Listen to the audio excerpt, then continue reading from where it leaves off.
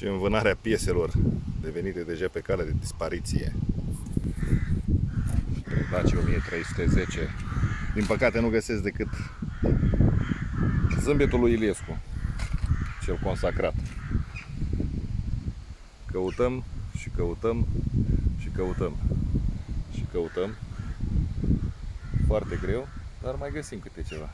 Le adunăm câte una până ne îndeplinim visul. Salutare! Mai revenim cu informații.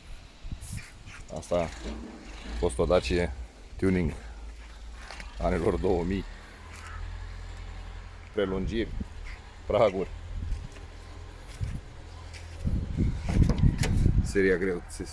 serigrafii în ceasuri.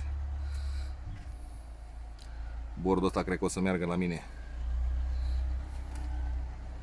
Dacă vă era dor de tuning-ul anilor 2000, vă urez vizionare plăcută.